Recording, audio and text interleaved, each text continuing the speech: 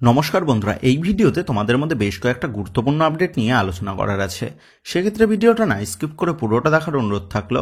আর তোমরা যারা চ্যানেলে প্রথমবার এসেছো তারা কিন্তু অবশ্যই ভিডিওতে লাইক দিয়ে চ্যানেলটা সাবস্ক্রাইব করে রেখো, কারণ তুমি কিন্তু এখানে তোমার প্রিয় দলের সমস্ত রকম খেলার খবর সবার আগে পেয়ে যাবে। তো চলো আর দেরি না করে আজকের ভিডিওর মেইন টপিকগুলো নিয়ে আলোচনা শুরু করা যাক। তো বন্ধুরা, তোমরা জানো গত 25 তারিখ অজস্র গোলের সুযোগ নষ্ট করে ভারত তারা বাংলাদেশের বিরুদ্ধে জেতা ম্যাচ ড্র করেছে। ওদিনের ম্যাচে সুনীল ছেত্রী, ইরফান এডওয়ার্ড এদের কাছে যতগুলো গোলের সুযোগ এসেছিল সেই সমস্ত গোলগুলো যদি এরা কনভার্ট করতে পারতো তাহলে কিন্তু অনায়াসেই এদিনের ম্যাচে আমাদের ভারত একটা বড় ব্যবধানে জয় ছিনিয়ে নিয়ে আসতে পারত। অপরদিক দিয়ে বাংলাদেশ তারাও কিন্তু ওদিনের ম্যাচে প্রথমার্ধে দারুণ ফুটবল খেলেছিল।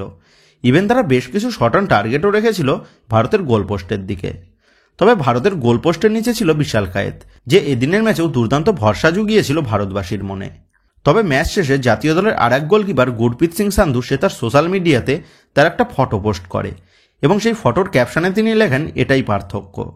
তো এখানে গুরপ্রীত সিং সান্ধু সে কোন পার্থক্যের কথাটা তিনি বোঝাতে চেয়েছেন ভারত আর বাংলাদেশের মধ্যে নাকি তার এবং বিশাল কায়েতের মধ্যে, সেটা কিন্তু এখনো স্পষ্ট নয়। তবে ভারত এবং বাংলাদেশের মধ্যে যদি সে ডিফারেন্স বোঝাতে চাইতো তাহলে সে ওদিনের ম্যাচের ফটো পোস্ট করে একটা স্যাড ইমোজি দিয়ে এই বিষয়টা কিন্তু সে বোঝাতে পারত। কিন্তু গুরপ্রীত সিং সান্ধু সে যেহেতু শুধুমাত্র তার ফটোই পোস্ট করেছিল, সেহেতু বিশাল কায়েতের সাথেই যে সে নিজের ডিফারেন্সটাকে বোঝাতে চেয়েছে সেটা কিন্তু ইঙ্গিত করাই যায়। কিন্তু এখানে গুরপ্রীত সিং সান্ধু সে বিশাল কায়েতের সাথে নিজের কোন পার্থক্যকে তুলে ধরতে চেয়েছে। তো ভারতীয় ফুটবলে গুরপ্রীত সিং সান্ধু এমন একজন গোলকিপার যার অ্যাসিস্ট থেকে বিপক্ষ দল গোল পেয়েছে। তো সে কি এই পার্থক্যটাই সে বোঝাতে চাইলো, নাকি তার নেতৃত্বে আমাদের জাতীয় দল অনেক ছোটখাটো মিস্টেক থেকেও গোল কনসিড করেছে সেটা বোঝাতে চাইলো। তো বিগত বেশ কয়েক মৌসুম ধরে গুরপ্রীত সিং সান্ধু সে যে বিশাল কায়েতের ফর্মের ধারে কাছে নেই সেটা কিন্তু বলাই যায়। সেহেতু গুরপ্রীত সিং সান্ধু সে নিজেকে যতই সেরা গোলকিপার ভাবুক না কেন, বর্তমানে দাঁড়িয়ে ভারতীয় ফুটবলের সেরা গোলকিপার হিসেবে বিশাল কায়েত সে কিন্তু নিজেকে প্রমাণ করে চলেছে। তো এখানে ম্যাচের বিষয় নিয়ে কিছু আলোচনা করলে মালদ্বীপের বিরুদ্ধে ফ্রেন্ডলি ম্যাচে ভারত 3-0 গোলে জয় তুলে নেয়। আর ওই ম্যাচের পারফরমেন্স দেখে ভারতবাসী আশায় বুক বেঁধেছিল যে এবার হয়তো বাংলাদেশের বিরুদ্ধে আমরা একটা বড় ব্যবধানে জয় ছিনিয়ে নিয়ে আসতে পারবো। তবে এদিনের ম্যাচে আমরা কি খেলা দেখলাম জাতীয় দলের। সুনীল ছেত্রী সে সহজ গোল মিস করলো, এর পাশাপাশি ইরফান এডওয়ার্ড সেও গোল মিস করেছে। বলছি ভাই, এটা কি পাড়ার টুর্নামেন্ট হচ্ছে? যেখানে বাংলাদেশ তারা আমাদের থেকে ফিফা র্যাঙ্কিংয়ে অনেক নিচে রয়েছে, সেখানে দাঁড়িয়ে বাংলাদেশের বিরুদ্ধে এতটা হতাশজনক পারফরমেন্স কেন দেখবো আমাদের জাতীয় দলের কাছ থেকে? সেক্ষেত্রে বাংলাদেশ তারা এগিয়ে যাচ্ছে নাকি আমরাই পিছিয়ে যাচ্ছি সেটাই কিন্তু এখন স্পষ্ট হচ্ছে না। আর এদিনের ম্যাচের ড্রয়ের দায়ভারটাই বা কে নেবে, দলের প্লেয়াররা নাকি কোচ? কোচ মানালো মার্কোয়েজ রোগা তিনি কিন্তু তার ইচ্ছা মতন প্লেয়ার দলে নির্বাচন করেছিলেন। ইভেন সুনীল ছেত্রীকেও অবসর ভাঙিয়ে নিয়ে এসেছেন তিনি। তবুও শেষ পর্যন্ত হতাশজনক পারফরমেন্স কিন্তু দেখলাম আমাদের জাতীয় দলের কাছ থেকে। সেক্ষেত্রে সত্যিই কি এবার আমাদের ভারতীয় ফুটবল সমর্থকদের আমাদের জাতীয় দলের খেলাটা দেখা বন্ধ করে দেওয়া উচিত? তো একজন বিদেশি কোচকে কোটি কোটি টাকা দিয়েও দলের পারফরমেন্সের কোনোরকম উন্নতি ঘটছে না, সেহেতু দেশের টাকা বিদেশি কোচের পেছনে ঢেলে ফায়দাটা কি? তার থেকে সঞ্জয় সেনদের মতন অভিজ্ঞ ভারতীয় কোচকে আমাদের জাতীয় দলের হেড কোচের পদে নিযুক্ত করাটাই কিন্তু বেটার। কারণ বিদেশি কোচ অ্যাপয়েন্ট করেও যেহেতু ভারতীয় ফুটবলের কোনো উন্নতি হচ্ছে না, সেহেতু বিদেশি কোচকে রেখে কি লাভ হচ্ছে আমাদের জাতীয় দলের? তো যাই হোক, ভারতের গ্রুপের 4টে দলই কিন্তু তারা তাদের প্রথম ম্যাচটা ড্র করেছে, সেহেতু ভারতের গ্রুপের প্রতিটা দলই কিন্তু 1 পয়েন্ট করে পেয়েছে। সেক্ষেত্রে ভারতকে যদি পরবর্তী রাউন্ডের জন্য কোয়ালিফাই করতে হয় তাহলে ভারতকে তাদের পরবর্তী 2টো ম্যাচ থেকে তথা হংকং এবং সিঙ্গাপুর এই 2টো ম্যাচ থেকে কিন্তু জয় পেতেই হবে। সেক্ষেত্রে এখন এটাই দেখার বিষয় হবে কোচ মানালো মার্কোয়েজ রোগা তিনি এই বিষয়ে কোনো ধ্যান দেন নাকি দায়সারা কোচিং করিয়ে বছর শেষে কোটি কোটি টাকা পকেটে ভরেন। তো যাই হোক, এবার আইএসএল এর আপডেটগুলোর দিকে মুভ করা যাক। সেক্ষেত্রে সর্বপ্রথম উঠে আসছে কেরালা ব্লাস্টার এফসি দলের আপডেট নিয়ে। তো তোমরা ইতিমধ্যেই জেনে গেছো কেরালা ব্লাস্টার এফসি তারা তাদের দলের নতুন হেড কোচ হিসাবে 44 বছর বয়সে স্প্যানিশ কোচ ডেভিড কাটালাকে দলে চূড়ান্ত করেছে। তো এই স্প্যানিশ কোচ ডেভিড কাটালা তিনি 2021-22 মরশুম থেকেই তার হেড কোচের কেরিয়ারটা শুরু করেন। তিনি এখনো পর্যন্ত মোট কোচিং করিয়েছেন 87টা ম্যাচে, যেখানে 87টা ম্যাচে 33টা ম্যাচে জয়, 29টা ম্যাচে ড্র এবং 25টা ম্যাচ তিনি হেরেছেন। তো এই ডেভিড কাটালার ওভারঅল পারফরমেন্সের বিচার করলে তিনি যে খুব একটা আহামরি কোচ তেমনটা কিন্তু বলা যাবে না। সেক্ষেত্রে তিনি কেরালা ব্লাস্টার এফসি দলে কতটা সফলতা এনে দিতে পারবেন সেদিকেই কিন্তু এখন আমাদের নজর থাকবে।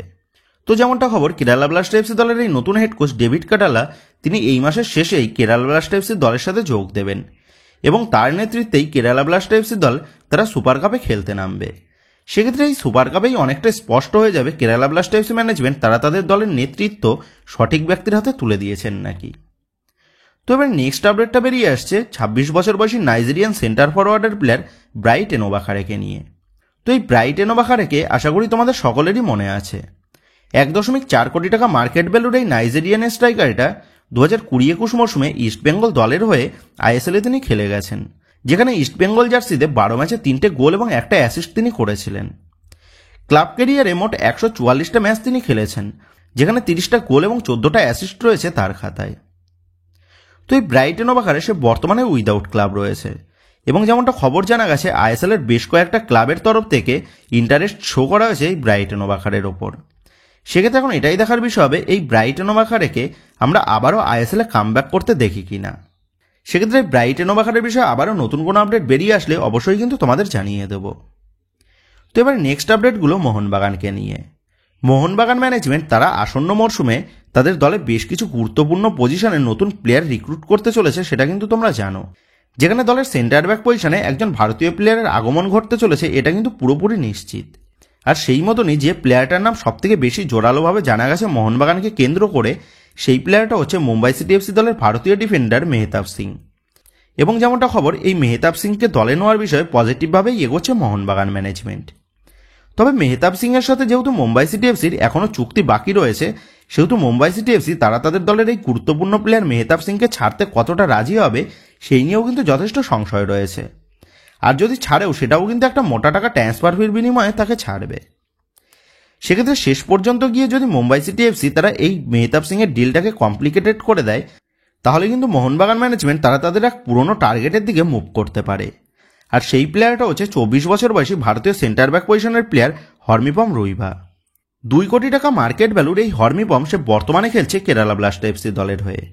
কেরালা ব্লাস্টার এফসি দলের হয়ে এই মরশুমে কিন্তু তেমন একটা প্লেইং ইলেভেনের সুযোগ তিনি পাননি। তো তোমরা জানো গত মরশুমেই এই হরমিপমকে দলে নেওয়ার বিষয়ে প্রবলভাবে আগ্রহ প্রকাশ করেছিল মোহনবাগান ম্যানেজমেন্ট। তবে মোহনবাগান দলে গত মরশুমে আনোয়ার আলী থাকার ফলে হরমিপম সে যে মোহনবাগান দলে পর্যাপ্ত পরিমাণে গেম টাইম পাবে না, তিনি সেটা ভেবে তিনি মোহনবাগান দলের অফারকে তিনি রিজেক্ট করে দেন। তো এই হরমিপমের সাথে কেরালা ব্লাস্টার এফসির 2027 সাল পর্যন্ত চুক্তি রয়েছে। তবে এই হরমিপমকে নিয়ে বর্তমানে যে লেটেস্ট আপডেটটা জানা গেছে, কেরালা ব্লাস্টার এফসি ম্যানেজমেন্ট তারা চাইছে একটা ভালো টাকা ট্রান্সফার ফির বিনিময়ে আসন্ন সামার ট্রান্সফার উইন্ডোতে হরমিপমকে রিলিজ করে দিতে। সেক্ষেত্রে হরমিপম সে যদি আসন্ন সামার ট্রান্সফার উইন্ডোতে ট্রান্সফার মার্কেটে অ্যাভেলেবেল হয়, তাহলে মোহনবাগান ম্যানেজমেন্ট তারা যে তাদের এই পুরনো টার্গেট হরমিপমের দিকে মুভ করতে চলেছে এটা কিন্তু নিশ্চিতভাবে বলেই দেওয়া যায়। কোয়ালিটির দিক থেকে হরমিপম এবং মেহতাব সিং দুজনেই প্রায় সমান হলেও মেহতাব সিং সে কিন্তু এক্সপিরিয়েন্সের দিক থেকে হরমিপমের তুলনায় অনেকটাই এগিয়ে রয়েছে। সেক্ষেত্রে বন্ধুরা তোমরা কমেন্ট করে জানিও এই হরমিপম নাকি মেহতাব সিং কে বেটার অপশন হবে মোহনবাগান দলের ডিফেন্সের জন্য। এই বিষয়ে তোমাদের কি মতামত তা কিন্তু অবশ্যই নিচে কমেন্ট করে জানিয়ে দিও। তো যে একেবারে লাস্ট আপডেটটা নিয়ে আলোচনা করলে লাস্ট আপডেটটা বেরিয়ে আসছে মোহনবাগান দলের অন্যতম গুরুত্বপূর্ণ ভারতীয় প্লেয়ার আপুইয়াকে নিয়ে। আমাদের জাতীয় দলের শিবির আইএসএল এর সমস্ত দলের প্লেয়ারদের কাছে জাতীয় শিবির বলে পরিচিত হলেও মোহনবাগানের কাছে কিন্তু এটা চোট শিবিরে পরিণত হয়েছে। কারণ বিগত বেশ কয়েক বছর ধরে মোহনবাগান দলের প্লেয়াররা জাতীয় শিবিরে গেলেই সেখান থেকে কোনো না কোনো প্লেয়ার কিন্তু চোটের কবলে পড়ছেই। আর এই মার্চ মাসের শিবিরেও কিন্তু তার অন্যথা হয়নি। সর্বপ্রথম আশিস রায় সে জাতীয় শিবিরে যোগ দেওয়ার আগেই চোটের কবলে পড়েছিল। তারপর জাতীয় শিবিরে গিয়ে চোট পায় মোহনবাগান দলের ভারতীয় উইঙ্গার মনবীর সিং। তবে এবার মনবীর সিংয়ের পাশাপাশি জাতীয় শিবিরে চোট পেয়েছে মোহনবাগান দলের মাঝমাঠের অন্যতম গুরুত্বপূর্ণ প্লেয়ার আপুইয়া। যে আপুইয়া এই মরশুমে মোহনবাগান দলের মাঝমাঠে একটা আলাদাই লেভেলের পারফরমেন্স দেখিয়েছে। তো সেই আপুইয়া সে কিন্তু এবার চোট পেয়েছে জাতীয় শিবিরে। তো তোমরা দেখেছিলে গত 25 তারিখ বাংলাদেশের বিরুদ্ধে ম্যাচ চলাকালীন পায়ে চোট পায় আপুইয়া। তবে পায়ে চোট পাওয়ার পরেও আপুইয়াকে সাবস্টিটিউট না করে তাকে পুরো সময়টা ধরে মাঠে থাকার নির্দেশ দেন জাতীয় দলের হেড কোচ মানালো মার্কোয়েজ রোকা। এবং ম্যাচ শেষে আপুইয়াকে দেখা গেছে খুঁড়িয়ে খুঁড়িয়ে মাঠ ছাড়তে। ইভেন গতকাল আপুইয়া মোহনবাগান শিবিরে যোগ দেওয়ার সময় তাকে দেখা যায় গাড়ি থেকে খুঁড়িয়ে খুঁড়িয়ে হাঁটতে। তো যেখানে মাত্র আর কয়েকদিন পরেই মোহনবাগান দলের সেমিফাইনালের ম্যাচ রয়েছে, সেখানে দাঁড়িয়ে মোহনবাগান দলের একের পর এক গুরুত্বপূর্ণ প্লেয়ারদের চোটাঘাত যথেষ্ট চিন্তার কারণ হয়ে দাঁড়িয়েছে কিন্তু বাগান ম্যানেজমেন্টের কাছে। আর জাতীয় শিবিরে গিয়ে কেনই বা শুধুমাত্র মোহনবাগান দলের প্লেয়াররাই বেছে বেছে চোট পাচ্ছে সেই নিয়েও কিন্তু যথেষ্ট চর্চা শুরু হয়ে গেছে বাগান সমর্থকদের মধ্যে।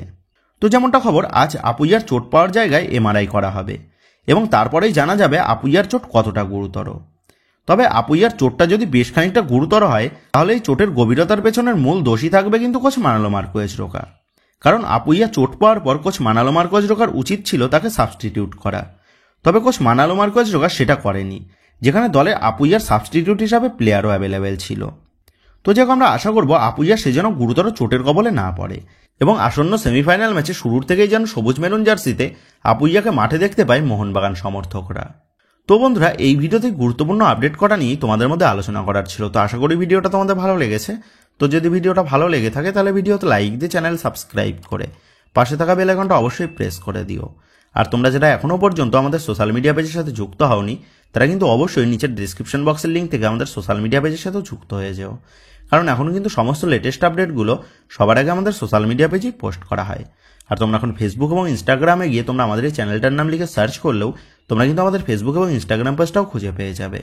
সেক্ষেত্রে তোমার প্রিয় দলের সমস্ত রকম খেলার খবর সবার আগে পাওয়ার জন্য এবং আমার সাথে সরাসরি যে কোনো বিষয়ে কথা বলার জন্য তোমরা কিন্তু অবশ্যই মনে করো আমাদের সোশ্যাল মিডিয়া পেজের সাথে যুক্ত হয়ে যেও।